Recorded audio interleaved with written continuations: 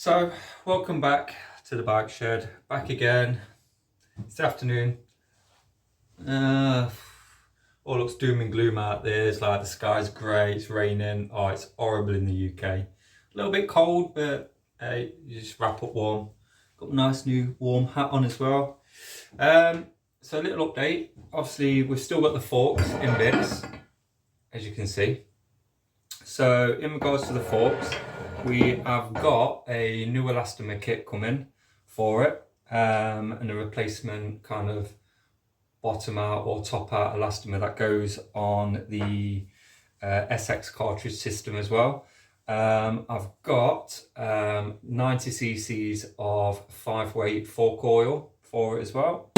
And we've got replacement elastomers coming for those as well. So all in all, when they come over the next couple of days, we can rebuild them forks, get them all done for the Marin Indian Fire Trail. But I thought, well, there's still stuff I can do in the meantime. Can't do the front end, but what we can do is we can check the addition on the rear wheel. We can get all the rear wheel on, get the brake pads aligned up, get the cassette on, get the chain on, get the back end virtually ready, get the headset cleaned up, ready for when the forks are done. So then when the forks are done, all we need to do is put all the front end on, cables on, bit of oil in, a few extra rubber donuts on the cables, and go from there. So let's get a few bits. I think we will start off, we'll check the addition. I know the wheel's already true because I've checked the trueness. But what I didn't do is after I slightly tweaked it, I didn't check the addition. So if you don't know how to do addition, I will run through on how the tool works and so on. So yeah, stick along until the end of the video. And as always, if you want to show a bit of support and drop a like, subscribe, it helps me out. And we'll go from there. So one of the main things, especially when you're building a wheel, is checking the addition. Now the dish determines on our central, in your back end or your forks, the wheel sits. So it's not sitting over to the drive or the non-drive. So the reason you want to make sure your dish is right, you don't want your tyre rubbing on your frame. Now obviously frames, you know, steel, aluminium, titanium, things like that. However, if your tyre is making contact with your frame's always going to go before the actual tyre goes. From experience, I've seen big gouges from where you've got that tyre rub. So you always want to make sure that your wheel is dished. Now to dish a wheel, you want a dishing tool. It's like a bow and arrow. So this is the Park Tool one. To be fair, these are relatively cheap to actual buy. And the way this works is it's a one tool for all wheels, generally speaking. You've got these little sliders on either end. And what you do is you want to set them equal so they're sitting flat against the rim. And then this little tab just there is what you want to sit on the axle. Now, I've seen people, especially when I've been kind of doing a few training bits and so on with them, they will basically sit the actual tool right on the top of the actual axle itself. Now what you actually want to do is take the dishing measurement for the OLN. So that's the outer lock nut, because it's the outer lock nut that sits against your frame, not the actual axle that sits in the actual dropouts.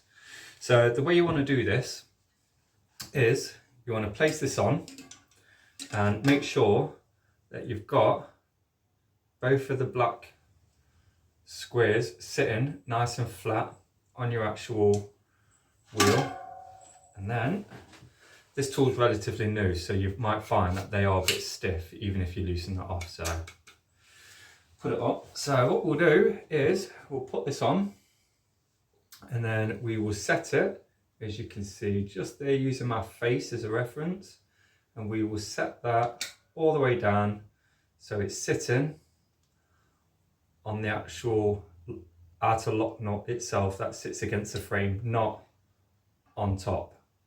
So you want to sit it there, and then that will give you the first reference to a dished wheel. Now take, for example, I know this wheel is straight, it's true, it's been tweaked ever so slightly. If you was unsure, you want to reference one side and then flip it round and then check the other side and just see where it's sitting, because if it's out of true, you will get off reading from that. So, and then once you've checked that, you can check it as in many places you want. If you are unsure, if you've not had it in a truing stand, make sure it's sitting on there, flat against the rim. That'll give you your first basis on the drive side. So then when we flip the wheel around to the non-drive side, you don't want to change that. So then you want to sit it on and then give that another look. So at this point, you can sometimes see whether there's like a mil gap, a 2 mil gap. And what that means is that you might have to true it over, so to speak. So as I'm looking at this, that is pretty much 0.5 millimeter, if that, on there. And that's checking in a few different angles on there. So that's sitting on that outer lock nut. And I can just probably see the slightest bit of daylight touching. So I know that that's fine. I don't need to dish that over, either drive or non-drive. So that's sitting straight. Now, generally speaking, British standards are a bit poor in my opinion. If you're a good mechanic, you want to get it as perfect as possible, you know, within like 0.1 mil, so to speak, the best you can. British standards is usually like 1 millimeter either way in terms of being acceptable within British standards, so to speak. But you want to get that perfect. And if you are wheel building, that's an invaluable tool to make sure that you're getting that perfect. So, and obviously bear in mind with some newer versions of bikes, obviously this is a 90s bike, so pretty much it was set center perfect. But there is a few other brands like Cannondale and so on that do design their frames to have a slight off center, usually about 3 millimeter. It's an off center back end.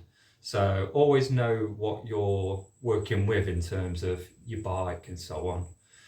So all said, I know now that this wheel is true, it's dished, it's tensioned upright, and it can be fitted to a bike, and I know it's strong enough. It's mint. I will get into wheel building and tension checking and so on a bit more in future videos. There is other additional tools that you need in terms of the tension checker and so on. So stay tuned. I'll probably do a wheel building tutorial after I've totally completed the Marin, because the next bike that I've got coming into the workshop, it's got a set of wheels, retro, but they've been built by someone else, and the valve hole isn't lined up to where it should be. So, but I'm not going to go into all of that anyway. That was dishing. So what I'll do now is I'll get the tyre back on. I will get the cassette back on. Obviously I'll make sure that that's copper slipped as well, all tightened up, get the tyre on, and then I can pop this then in the bike and then move on to the next little bit that will fit into the video today. It's all about getting the back end on and so on and so on. So let's crack on. Yeah. So as always, just a quick one. Make sure you grease your free body. Obviously steel free bodies will rust and aluminium free bodies will corrode. So I always find just putting a bit of copper slip on there just eases that cassette on and off. I don't put any on the actual threads themselves. And there we go. Now with this cassette that I'm putting on, you will see now that itself is a small ratio cassette anyway. Now it had one of the spoke guards on there, but when that spoke guard's on, it's pretty much smaller than the actual cassette itself, all in all. So I'm not going to put that on. It's pointless. We'll get rid of that one. We don't need that. So we'll put this on. obviously there's a few different versions of freewheel bodies now. Bloody hell, there's loads. Bloody hell, you've got splined, you've got loads. There is a big difference between freewheel body and freewheel as well. The free actual hub body will have one smaller spline, which you guys probably already know that anyway, so I won't even go into that itself. So yeah, we'll get this cassette on and then we will get the actual wheel on the bike. I do also put a bit of copper slip just on the actual main axle on the skewer as well, so that's also a good one. So yeah, let's tighten this up and then flick back to the next bit. So we're going to pop the wheel in. Now I will say that generally speaking, when you're putting wheels in, when the actual wheel's in, you also want to check it on the floor as well, just to make sure that the actual axle is sitting directly nice into those dropouts. Now with some, especially the vintage, well, the older bikes, you have kind of like the semi-vertical dropout. So sometimes you have to do it by like literally guiding it right. Sometimes it's an actual 15mm lock nut as well to tighten the wheel in. Cool. Tyre's just not seated a little bit there, so we'll have to sort that out. So we'll do that and then we'll flick back. But I will say, if you've watched the other videos, I did the Specialized Hard Rock Rock Hopper Comp FS, but this one's a lot more shinier, I look at it and I think, wow, it's just bling, So from there, I think the only thing I can do tonight is get the chain on and clean up the headset a little bit, and then I think that's all we can do until the fork bits come. So let's get the chain on. Well, we'll get the chain on and then call it a night. That's all we can pretty much do really. So I've got KMC chain going on this bad boy. Well, it's not a bad boy, that would be Cannondale. This is a Marin Fire Trail. So, let me get this open. It's got a split link. There we are. So, ooh, shiny. So, we are going to go in and get this done. Now, as I've said on previous videos, there is a way like you generally put chains on. Usually it's like big to big, add 2 links and so on, but when you've been doing it a while, you kind of like, plus you don't know if you've been playing with your ratios and so on as well, because if you are mixing and matching and you've got like a short cage or long cage, it could make a slight difference as well. So we'll bang this one on, but what I always tend to do, if in doubt, I always fit it and then leave it longer, especially if it's got a quick link, and then you can just split it, take an extra link out anyway, if you like first time fitting and so on. So after tonight, we are pretty much there with this build. So all we've got to do then is just wait for the bits to come for the forks. So, and that should be the next couple of days. The guy who's where the actual kit's coming from, he actually makes the kits as well, and they're made of different material.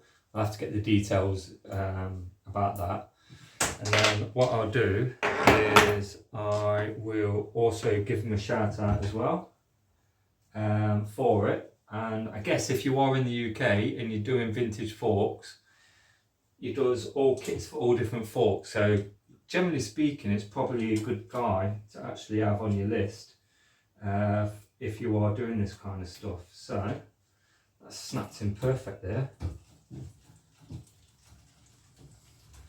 Now bear in mind, I've not set any limits or anything like that yet. That is literally just the bike on and basically just being pedalled around. it's running nice. So it's looking shiny, looking nice. I'll move that over so it's out of the way so I'm not banging into it. Yeah, there we are really. That's where we are with this one. As much as I'll be sad to see this one go because I don't own this one, I'm looking forward to the next one. I think that's what I do. Like I'm in the middle of doing something and then I'm always looking forward to the next one and the next one and the next one. If you have got this far, we have got a Scott Superlight coming up, 1990s or 1990, should I say. I've also got an absolutely amazing, and I mean amazing, Brody coming up as well.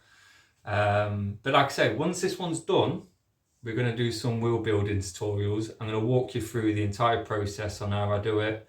I'll probably do it in 2 videos. The first one lacing up, the second one building up your tension, checking the tension, and so on and so on. Then well, you've already saw dishing in this one. Yeah, I don't need to go into that one in the next one, do I? So, but no, we're a month into the channel and I'm very humbled. You know, I've gained 113 subscribers. I can't thank you enough for supporting the channel and showing a bit of love. And if you, well, you know what, I'm actually on, Bike Shed Boy is now on Twitter and Instagram. And not late at night, but in the evening, if you want to chat about bikes or so on, just drop me a message or something you think that I want to see, something so cool, like shiny, sexy, vintage, then tag me in it. Like tweet me or, you know, tag me in on Instagram.